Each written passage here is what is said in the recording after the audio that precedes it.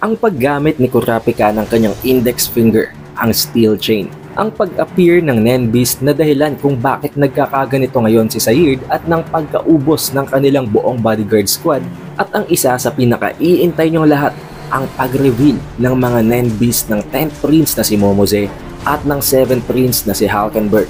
What is up you guys? It is the Updated Weeb at sa video na ito ay nagbabalik na naman tayo para sa isang panibagong Hunter x Hunter video. And although hinahagupit ngayon ng bagyong Pepito ang buong Pilipinas, pero hindi nun mapipigilan ang pag-upload natin ng bagong chapter.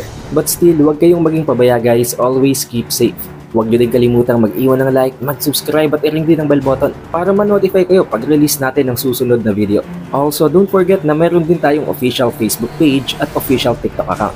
Alam kong nangangati na kayong makita ang steel chain ni Kurapika, kaya huwag na nating patagalin pa. Let's go! Sa pagsisimula pa lang ng kwento, sa pinakaunang panel, bakbakan na agad. Makita natin dito na tuluyan na ang sinusugod ni Sayid itong si Kurapika para pagtangkaan siyang saksakin. Habang si Kurapika naman pinipigilan si Sayid gamit ang kanyang ring finger.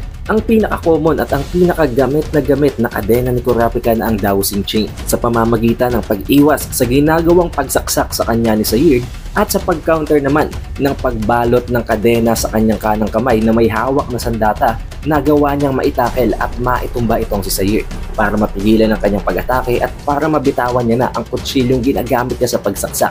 Hindi dito nag-aaksaya ng oras itong si Kurapika. Agad niyang tinanong itong si Bill kung may kinalaman daw ba and involved daw ba itong si Sayid sa tatlong method o sa tatlong ways na ipopropose sana ni Bill kay Queen Oito na mga paraan para makatakas at hindi na sila madamay pa sa mangyayaring succession war. Sinisigurado muna ito ni Kurapika dahil kung sakaling makagawa sila ng dahilan o kung sakali mang ibigay nila itong si Sayid sa kamay ng Royal Army, hindi yun magiging problema at hindi yun magiging hindrance, hindi magiging kawalan ang pagkawala nitong si Sayid sa kanilang company. Agad namang sinagot at nilinaw nitong si Bill na hindi kasali at walang kinalaman itong si Sayid sa mga plano o sa mga methods na ipopropose niya sana. Ang pinaka-importante daw sana doon ay si Curton na sinaksak at pinatay na nitong si Sayid. Since patay na din nga si Curton, ibinahagi na nitong si Bill ang tungkol sa kanyang Nen ability. Sinabi ni Bill na si Curton ay isang conjurer. Sa pamamagitan ng kanyang Nen ability ay kaya niyang mag-transform sa mga bagay. Specifically, kaya niyang mag-transform into a boat o sa isang bangka o maging sa ibang mga vehicle na pwedeng sakyan ng abot sa 5 tao. Subalit hindi gumagana ang kanyang ability na yon nang umaasa lamang sa kanyang sarili, kaya kailangan siyang bigyan ng fuel na ora ng 5 mga taong nakasakay dito o pwede din namang hindi silang 5 as long as kaya niyang ibigay ang sapat na requirement na kakailanganin ni Curton para magpatuloy sa kanyang ginagawang transformation. Since patay na nga si Curton, wala nang isang option na yon, meaning dalawa na lang ang natitira niyang choice para matulungan pang maitakas itong si Queen Oito at si Prince Wabo. Then with that given, ito na mismong si Kurapika ang nagtanong dito kay Sayid kung ano ang kanyang Nen ability. Na sinagot naman ni Sayid na wala daw siyang ginagawa, siya ay bakante. I was free, kaya naman inutusan daw siya nito. Kung sino man ang bagay na yon na tinutukoy ni Sayid, hindi pa natin yun alam as of now dahil hindi pa natin alam kung paano nag-work ang Nen abilities ng kalaban at ang Nen na ginagamit para i-manipulate at i-control siya. Nang dahil na nga sa hindi naman kayang sumagot ni Sayid na maaring dahil at dulot sa ginagawang manipulation sa kanya, agad na tumingin itong si Kurapika kay Bill na para bang gusto niyang ito nang si Bill mismo ang magsabi sa kanya ng kung ano man ang ability ni Sayid. Subalit sinabi naman itong si Bill na wala daw sa kanyang binibigay na permiso itong si Sayid para i-reveal ang kanyang ability kaya hindi niya yun pwedeng gawin. Subalit sinagot agad siya nitong si Kurapika habang sinasabi na kailangan daw niyang malaman ang tungkol sa abilities ni Sayid as soon as possible dahil hindi siya makakagawa ng kahit na anong act, kahit na anong countermeasure as long as hindi niya alam kung anong ability ni Sayid na pwede pang mag-endanger sa buhay nilang lahat. Kung hindi din daw sasabihin nitong si Bill ang tungkol sa ability ni Sayid, para bang mas pinapriority niya pa ang privacy nitong si Sayid at hindi niya talaga iniisip ang kapakanan ni Prince Wobble at ni Queen Oito. Nang dahil dito nag-reflect kay Bill ang lahat ng sinabi ni Kurapika kaya nakapag-desisyon siya na sabihin at i-reveal na din talaga kay Kurapika kung ano ang ability ni Sayid. Dito ay sinabi niya na si Sayid ay isang emitter. Isa siyang emitter pero ang kanyang Nen ability ay mas malapit at mas close pa sa pagiging isang manipulator. Sa pamamagitan ng Nen ability ni Sayid ay nakakapag-emit siya ng isang Nen na gawa sa isang bola. At sa pamamagitan ng bolang yun na gawa sa Nen ang kahit na sino at kahit na anong insekto na mahuhuli niya sa loob nun ay pwede niyang i-control at i-manipulate. Mula sa impormasyon na yon ay agad na ginalaw nitong si Kurapika ang kanyang hintuturo o ang kanyang index finger. Agad niyang ginamit ang kadena na nasa daliring yon. Napaka-unique din ang design ng kung anumang object na nasa dulo ng kadena na nagpapakita lang ng isang bagong ability ito na hindi pa ginagamit ni Kurapika before. Isang parabang injection. Bago magpatuloy ang gagawing move nitong si Kurapika ay nagkaroon muna ng isang flashback. Isang flashback na magre-reflect sa kung bakit ito ang napiling gamitin na move nitong si Kurapika. Isang flashback sa gitna na lang dalawa ni Izuna. Sa flashback na ito ay isinasuggest ni Izuna na mag-iwan daw ng isang daliri na empty itong si Kurapika. Dahil alam naman natin na gusto nga nitong si Kurapika na ang lahat daw ng kanyang mga daliri ay lagyan niya ng isa-isang magkakaibang unique na mga abilities. Pero for some reason, sa isang hindi pa na-explain na dahilan, gusto nitong si Izuna at isinasuggest niya kay Kurapika na mag-iwan siya ng isang daliri na walang laman na kahit anong ability. Dahil kung ang gusto daw talaga nitong si Kurapika ay makapag-create ng isang sitwasyon na kung saan ay magagawa niyang makipaglaban ng kahit siya lamang mag-isa, kailangan niyang gawin ang isinasuggest ni Izuna. Dito ay nagtataka si Kurapika dahil ano nga naman ang koneksyon, anong magiging epekto ng pag-iiwan ng isang daliri nang hindi nilalagay ng ability. Sinabi nitong si Izuna na kung dumating daw ang sitwasyon na merong more than one enemy itong si Kurapika, hindi lamang isa kung hindi madaming kalaban, kailangan niyang tapatan yon sa isang nen fight. Na ibig sabihin kahit na madami ang kalaban, kailangan niyang matapatan yon sa pamamagitan ng paggamit at pag-utilize ng kanyang net. Magagawa niyo yung posible sa pamamagitan ng pagko-combine ng kanyang power at ng kanyang abilities. Subalit hindi yun magmamatch ng base lamang sa pagpapataas ng level ng dalawang terms na yon, kung hindi sa kanilang synergies. Dahil kahit pag gaano kalakas ang iyong mga abilities, kahit gaano karami, kung hindi naman ito magiging perfect para pagsabayin at para gawa ng isang combo, mawawalan din yun ng kwenta. Yun ang gustong ipahiwatig nitong si Izuna kay Kurapika. Sinabi din ni Izuna na at some point matututunan din naman niya ang tungkol sa bagay na yon kapag nagkaroon na siya ng mas marami pang experience sa loob ng laban. Subalit tulad nga ng sabi niya na matututunan lang yon sa loob ng isang battle, magiging huli na ang lahat. It will be far too late dahil kung mag-a-adjust pa lamang siya sa loob ng isang nangyayaring laban, magiging napaka-critical nun. Pero dito ay mukhang hindi pa rin daw kumbinsido itong si Kurapika. Kaya ang pinakahuling payo na sinabi ni Izuna ay subukan lamang niyang gamitin ang combination ng kanyang mga abilities sa tuwing makikipaglaban siya, at kapag na-realize niya na kung ano ang kulang sa kanyang mga abilities, idagdag niya yun. Therefore, walang magiging butas ang kanyang mga abilities at magkakaroon ito ng perfect synergy. Idinagdag pa nitong si Izuna na wag daw malito itong si Kurapika dahil kilalang kilala niya na ngayon si Kurapika. Alam niya na hindi si Kurapika ang tipo ng isang tao na palaging gagawin ang tama, na palaging gagawin ang nakabubuti nang hindi na iniisip kung ano man ang magiging resulta. Unlike ng ibang mga superhero types na characters na palaging gagawin ang tama at ang nararapat at hindi na iniisip kung anong resulta, na kung kailang magkaroon ng isang masamang resulta sa kapamumroblema. Ito daw si Kurapika ay palaging hahanapin ang lahat ng solusyon at pipiliin niya ang pinaka-the best na option na magbibigay din ng pinaka-the best na outcome. Ipinaalala din sa kanya ni Izuna na since ang mga hinahabol at ang mga hinahunt niya ay mga A-rank bounties, kailangan niya talaga ng mga reliable allies na makakasama niya sa pakikipaglaban. Subalit dito ay binara agad siya ni Kurapika habang sinasabing tinatawag daw ni Izuna ng mga allies o mga kakampi ang mga kasamahan niya. Subalit ang katotohanan, kapag dumating sa isang gipit na sitwasyon, handa itong si Izuna na isakripisyo ang mga tinatawag niyang kakampi na yun. Subalit sinagot din siya ni Izuna na hindi daw yun dadating sa ganong sitwasyon, at idinagdag niya pa na maiintindihan lamang yun ni Kurapika kapag nagkaroon na siya ng mga allies. Matapos ang flashback na yun ay nagbabalik na naman tayo kay Kurapika habang iniisip ang tungkol sa binanggit na yon nitong si Izuna. Sinasabi niya na oo, tama itong si Izuna na hindi ganoon kadali ang lahat ng mga magiging sitwasyon. Subalit dahil lang nga sa gusto talaga niyang makasama ang kanyang mga allies, ang kanyang mga kaibigan, tulad na lamang ng mga ifina-flash na ito sa panels na si Gon, si Killua, si Leorio, at maging si Prince Wobble na ngayon pa nga lang niya namimit, pero dito ay naiisip niya na agad na isang sakripisyo o isang biktima lamang ito ng magaganap na succession war. And for that reason, ang sagot ni Kurapika sa sinasabing suggestion na yon ni Izuna ay ang kanyang thieving finger, ang kanyang index finger na ang steel chain.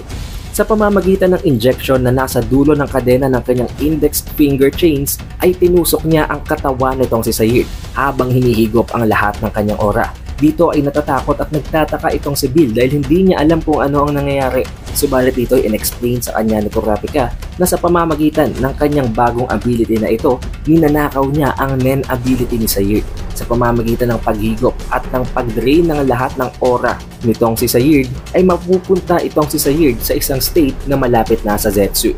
Kung hindi pa kayo aware guys, ang Zetsu ay ang state na kung saan ay napaka-vulnerable ng isang Nen user. Wala siyang kahit na anong Nen, wala siyang kahit na anong aura, kaya ang kahit na anong atake na enforced with Nen ay talagang magiging napakalital sa kanya. But in this situation, hindi naman talaga yun ang pakay na gawin ni Kurapika kay Sayid. Ginagawa niya lamang ito para mapigilan si Sayid na gumawa ng kahit na anong pwedeng maging lethal na atake laban sa kanila dahil under hypnosis, under enemy's control nga itong si Sayid.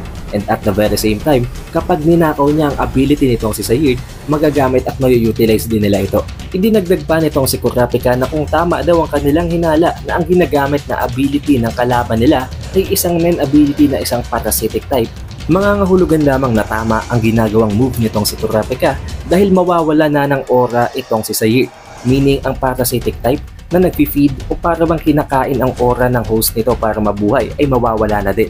Subalit nagalit dito sa kanya si Bill habang sinasabing kahit na daw ganun, paano na lamang kung instead na umalis sa katawan ni Sayid ang kung anumang parasitic type na Nen na yon and instead mag-release ito ng malicious Nen, magiging napaka-vulnerable at mawawasak ang utak at ang katawan nitong si Sayid dahil wala na siyang Nen aura na mananatili pa sa kanyang katawan para magsilbing defense. Subalit dito ay ibinalik nitong si Kurapika ang kanyang argumento na wala silang magagawa. Ito lamang ang nananatili nilang choice dahil ang pinaka-priority nila ay ang safety ni Queen Oito at ni Prince Wabo. Dinagdag din itong si Kurapika na kung ganun daw ang mangyari, ang nananatili na lamang nilang choice para magpatuloy at para mag-proceed ay ang gamitin ng impormasyon na yon na makukuha nila para mag-create ng countermeasures at para ma-prevent pa ang mga pangyayaring ganito. Idinagdag din niya na kung sakaling mangyari daw kay Kurapika ang ganitong sitwasyon, ganito din naman daw ang gagawin ni Bill.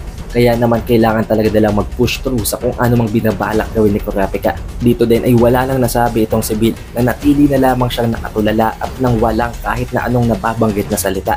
Dito din ay sinabi ni Kurapika na kung sakaling kay Bill naman daw ito mangyari, gagawin din ni Kurapika ang ginagawa niyang ito sa kanya. Too bad, kay Sayid nga nangyari ang napakatinding sitwasyon na to. Dito din ay biglang nakita ni Kurapika na may kung anong Nen beast o kung anong insekto na may bumabalot na aura ang lumalabas sa tenga nitong si Sayid. Hindi na nag-aksaya pa ng oras itong si Kurapika. Agad na gumana ang kanyang Scarlet Eyes at agad siyang pumasok sa Emperor Time. Habang tumatakas ang Nen beast na ito na para bang may ulo ng isang teddy bear pero may katawan ng isang gagamba, upon activation ng Emperor Time ay ginamit niya na ang full throttle ng kanyang index finger ng kanyang steel chain. Sa pamamagitan nito nakapag-summon siya ng isang parabang Nen beast na gawa sa isang penguin. Naisamon niya ang creature na ito sa pamamagitan ng pagbigkas ng salitang equip stolen ability. Ang form ng dolphin na ito ay parabang isang helicopter na mayroong Gatling gun sa ibaba. The difference is that isa nga itong dolphin at ang Gatling gun dito ay ang injection na nasa steel chain ni Kurapika. Siya nga pala guys, napakaangas din talaga ng summon na ito ni Kurapika dahil nagsasalita ang dolphin na ito. Dito ay sinabi niya na equipment complete analyzing at dito din ay nakusa niyang nalaman kung anong ability na nanakaw nitong si Kurapika kay Sayid na ito daw ay tinatawag na ang Rear Window Little Eye. Sa pamamagitan ng ability daw na nanakaw nitong si Kurapika ay nakakapag-release siya ng isang Nen Ball na pwedeng mahuli ang kahit na anong creatures, kahit na anong insekto at sa pamamagitan ng pagkahuling yon ay makokontrol, mamamanipulate at magagawa niya ang kahit na anong gustuhin niya sa kung anumang creature or insekto na yon. However, the disadvantage and the bad part here is that hindi daw gumagana ang ability ito sa mga creatures na conjured by Nen, meaning hindi ito gagana sa mga Nen beast. At nang dahil na din sa fact na yon, hindi niya magawang mahuli ang kung anumang gagamba na may ulo ng isang teddy bear na Nen beast na yon na tuloy ng tumakas sa ventilation. Nang dahil na rin sa ulit-ulit na binabanggit nitong si Sayid ang tungkol sa free na palagi daw siyang tinatanong kung bakante or kung free daw ba siya ng Nen beast, naisip nitong si Bill na maaaring ang trigger para magawang makontrol ng Nen beast na yon ay ang banggitin ang salitang free. O kung hindi naman daw, meron itong posibleng iba pang mga kondisyon. Pero naisip din nila na kung kailangan i-trigger sa pamamagitan ng pakikipag-communicate sa Nen Beast na yon ang kanyang ability, hindi daw yun magiging epektibo sa ibang mga prinsipe. Dahil paano nga naman sila makikipag-usap sa mga Nen Beast kung hindi nila ito nakikita dahil hindi pa naman nila na-master ang paggamit ng Nen. Dito din ay pinaalalahanan itong si Kurapika ng kanyang summon na Dolphin. Sinabi niya na kailangan daw humanap ni Kurapika ng target sa paggamit ng Nen ability nitong si Sayid na ang Little Eye dahil as long as hindi pa daw nagagamit nitong si Kurapika ang Nen ability na yon na ninakaw niya, mangyayari pa rin ang force activation ng kanyang Emperor Time at hindi niya yun made-deactivate not until gamitin niya na ang Nen ability. Ipapaalala pa nga sana ng Dolphin na ito kung gaano na katagal na ginagamit ni Kurapika ang kanyang Emperor Time, subalit hindi siya pinansin ni Kurapika habang sinasabi na alam na daw niya ang tungkol doon, kaya hindi na siya muli inabala at siningitan pa ng Dolphin. And also guys, I want you to pay attention to this very small detail dahil magkakaroon ito ng napakalaking impact sa pagpapatuloy ng mga chapter. And since kahit na nga nakaalis na ang Nen Beast sa loob ng katawan nitong si Sayid, itinali pa rin nila ito para makasiguradong hindi ito makakagawa ng kahit na anong move kung sakali mang magawa ulit siyang makontrol ng kalaban. Dito din ay inexplain itong si Sayid kung ano talaga ang nangyari. Nakita daw nila ang mga Nen Beast previously at umalis na daw yung lahat. Subalit for some reason, ang pinakamaliit na Nen Beast ay nanatili at nakakapit sa kanya. And for some reason, again, ay hindi din yung nakikita ni Curton. Meaning, siya lang ang nakakakita doon. Ulit-ulit daw siyang tinatanong ng Nen Beast na yon nang kung free daw ba siya. Ulit-ulit din niyang sinabi na busy siya at marami siyang ginagawa. Pero hindi daw yung tumitigil at paulit-ulit lang sa pagtatanong. Kaya naman naisip nitong si Sayid na oo na daw, sige na daw, bakante siya. Free na daw siya, kaya ano daw ba ang gustong mangyari ng Nen Beast? And for some reason, matapos niya yung sabihin, hindi niya na makontrol ang kanyang katawan. Although it is not confirmed yet in this chapter, makikita natin na yun talaga ang dahilan at yun ang trigger para gumana ang pagpasok ng parasitic type na Nen na yun sa loob ng katawan ni Sayid. But also guys kung iisipin, napakalayo ng pinagkaiba ng nangyari kay Sayid sa nangyari sa pagkamatay ni Woody at ng iba pang mga bodyguards. Meaning, magkakaiba talaga ng Nen abilities ang lahat ng mga parasitic Nen Beast na yun na nag-appear. Hindi naman nagtagal ay dumating na naman ang Royal Troops mula sa Royal Army. Dito ay kinuha na nila ang mga bangkay na unintentionally napatay nga nitong si Sayid. Dito din ay hinahanap ng captain ng Royal Troops na ito kung sino daw ang suspect at kung sino ang pumatay sa mga bangkay na ito. Dahil tulad nga ng sabi ng dalawang espiyang bodyguards, kahit na may nangyayaring succession war, kahit na may mangyayaring battle royale, walang kahit na sino ang binigyan ng permiso na pumatay. Kaya naman hinahanap nila ang murderer para ma-take into custody ito at para matanong ito ng tungkol sa kung ano nangyari. Dito din ay bago nila ibigay at isurrender itong si Sayid sa Royal Army ay tinanong ni Bill kung ano ang dapat nilang gawin para ma-utilize pa ang impormasyon mula kay Sayid bago nila ito i-withdraw sa mangyayaring succession war. Dito din ay sinabi nitong si Sayid na gamitin at i-utilize daw ni Kurapika ang ninakaw nitong Nen Beast sa kanya. Sinagot naman ni Kurapika na although oo gusto din talaga niyang i-keep at angkin na ang ability nitong si Sayid na Little Eye, subalit hindi yun posible. Magagamit na lamang ito ng isang beses at babalik na naman yon kay Sayid na dahilan kung bakit ibinigay na ni Sayid ang lahat ng impormasyon na pwedeng magamit ni Kurapika para maging worth it naman daw ang paggamit nitong si Kurapika ng kanyang one-time use na Nen ability. In-explain nitong si Sayid na gagana ang kanyang ability sa mga maliliit na mga insekto o hayop. Nagbigay dito ng isang specific na example itong si Sayid para hindi na mahirapan pang mag-isip itong si Kurapika. Nagagana daw ito sa kahit na anong hayop na may size ng isang hamster o mas maliit pa. Idinagdag din niya na kapag nakontrol niya na ang kung anumang hayop or creature na yon, makikita niya ang lahat ng nakikita nun, maririnig niya ang lahat ng naririnig nun. Gumagana din ito kahit from a very far distance, meaning kahit napakalayo, magiging effective pa rin ang paggamit nitong si Kurapika ng kung anumang hayop na yon na makokontrol niya, na nangangahulugan na magiging isang napaka-effective na surveillance ability nito. Magagawa niyang makapag-spy sa ibang mga prinsipe sa ibang mga lugar nang walang kahirap-hirap gamit ang ability nitong si Sayid. Subalit binalaan din siya nitong si Sayid na kailangan niyang maging napaka-careful sa paggamit nito. Dahil since isang beses niya lang ito pwedeng gamitin, there is also a chance of failure. Kung sakaling hindi niya mahuli ang kung anumang insekto na yon, mawawala ng kwenta ang paggamit niya ng ability. Dahil maging itong si Sayid nga daw na veterano na sa paggamit ng kanyang sariling abilidad, minsan nahihirapan din na hulihin ang ilan sa mga insekto ang ilan sa mga hayop na napakabibilis at napakagaling umiwas. Inirekomenda din niya na magandang choice daw ang langaw at ang lamok dahil napaka-common nun at hindi yun paghihinalaan. Subalit, hindi din naman daw inaasahan na minsan kinakain yun ng ibang mga insekto at minsan napapatayo ng dahil nga sa napaka-nakakairita nito.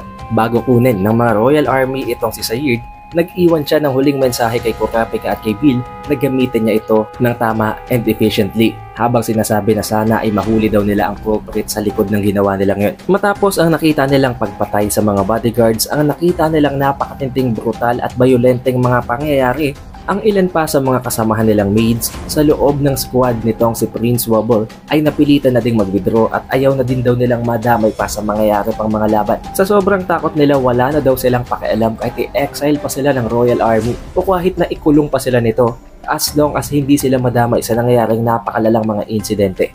Kaya naman dito, sa loob lamang ng 2 hours matapos ang nangyaring departure ng Black Whale papunta sa Dark Continent, mula sa 11 ng mga bodyguards ni Prince Wobble, 2 na lamang silang natitira ngayon ni Bill.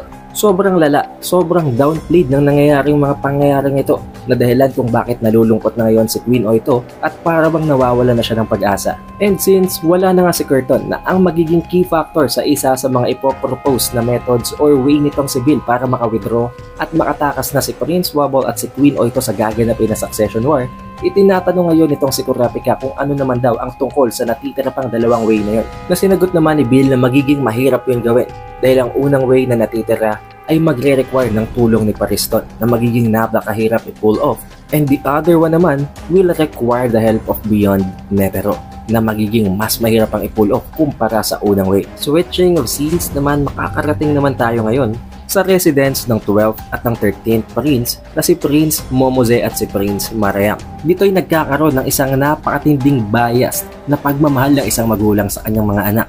Dahil dito ay sinasabi ng nanay ni Prince Momose at ni Prince Marayam na sapat na daw ang 6 na bodyguards para kay Prince Momose at ang iba pang mga natitirang bodyguards ni Prince Momose ay isasama na niya para bantayan itong si Prince Marayam. Habang sinasabi na mas takot na takot daw si Prince Marayam, kaya naman kailangan na nilang sumama at bantayan, i-prioritize ang 13th Prince na para bang dinidisregard niya na dito ang kapakanan ng 12th Prince na si Prince Momose. Dito din ay dahil lang nga sa isa sa mga bodyguards ni Prince Momose, si Hanzo, na isip niya na napakabastos daw nito at napaka-disrespectful dahil ginagawa niya ang bagay na ito kahit naririnig siya ni Prince Momose. Dito din ay pinagtatanggol pa si Prince Momose ng ilan sa mga bodyguards habang sinasabing ang kontrata daw nila ay nakadepende kay Prince Momose kaya kailangan nilang manatili. Subalit in-insist pa rin ng nanay nila na siya naman daw ang nagbabayad kaya kailangan nilang sumunod. Hindi lamang yon, maging ang mga chefs sa loob ng squad ni Prince Momose ay kinuha pa rin ng nanay nila at isinama kay Prince Marayam. Dito din ay ginagaslight pa nga itong si Momose ng kanyang nanay habang sinasabing kaya naman daw nito ang kanyang sarili, diba? Na of course, wala namang magagawa si Momose kaya sinabi na lamang niya na oo, kaya niya ang kanyang sarili. Matapos yon, ang natitirang 2 bodyguards nitong si Prince Momose ay pinaalis pa din niya at pinalabas niya ng kwarto habang sinasabing kaya niya ng kanyang sarili. Subalit nag-insist ang 2 bodyguards na ito na binabayaran sila para dito at ito ang trabaho nila kaya mananatili sila sa loob. Na inirespeto naman itong si Prince Momose habang sinasabing alright, kung yun ang gusto nila, walang problema. Dito din ay na-reveal kung ano talagang tumatakbo sa isip ni Prince Momose na napaka nakakaawa daw ng kanyang nanay at ni Marayam dahil ang mga hindi fit, ang mga hindi nararapat na maging susunod na hari ay easily ma-overcome at mababalot daw talaga ng takot. Habang pinifeature at nire-reveal ang kung anumang Nen Beast ang nagmanifest na kay Prince Momose. Isang napakalaking asul na para bang daga na teddy bear na hindi pa natin alam ang itsura dahil nakatalikod pa ito dito. Pero kung iisipin natin, pwede bang magkaroon ito na connection sa mga parasitic Nen Beast na umatake kila Kurapika? Dito din ay na-feature kung gaano kabuti at kung gaano kalambot ang mga puso ng natirang 2 bodyguards ni Prince Momose dahil nang umalis na nga maging ang mga chefs ni Prince Momose sa kanyang squad, kahit na hindi nila trabaho, ang 2 ito na ang nag-prepare ng meal ng prinsipe. Switching of scenes naman dahil nga sa isa-isa silang pinapatayo para bumalik sa kanilang mga residences, dumating na ngayon ang turn at ang pagkakataon ng ika-7 prinsipe na si Halkenberg na bumalik sa kanyang apartment. Subalit bago siya makabalik, nag-request siya na makausap muna ang hari na pinagbigyan naman ng hari at pinaalis muna ang kanyang assistant para magkaroon sila ng isang private talk. At dito'y inamin nitong si Prince Halkenberg na magwi-withdraw siya sa gaganapin na succession battle at ang dahilan lamang kung bakit para bang nag-agree siya previously sa lahat ng ginawang announcements ay para protektahan ang imahe ng kanyang tatay at para hindi masira ang imahe nito. Dahil wala daw siyang balak na makuha ang trono sa pamamagitan ng isang napakatinding bloodbath sa pamamagitan ng pagpatay ng kanyang mga kapatid. Habang inare-reveal ang isang napakalaki at nakakatakot na Nen Beast na nagmanifest na kay Prince Hulkenberg, isang parabang ogre na Cyclops na Nen Beast na merong kapareho niya ng buhok, isang literal na manifestation ng kanyang personality. Although oo, nabanggit na natin sa previous chapter na matinding ipinagbabawal ang pag-withdraw sa mangyaring succession war, although nakakapagtaka, pero ang isinagot dito ni King Hoygoro kay Prince Hulkenberg, kung yun ang gusto niya, walang problema, as you wish, na para bang hinahayaan at pinapayagan niya ito. But surely there is a catch behind it. Hindi papayag itong si King Hoygoro na basta-basta na lamang mag-withdraw ang isa sa kanyang mga anak, not to mention ang isa sa may pinakamataas na potential. Also, at this point, nakita na rin itong si King Hoygoro ang nag-manifest na Nen Beast nitong si Prince Hulkenberg.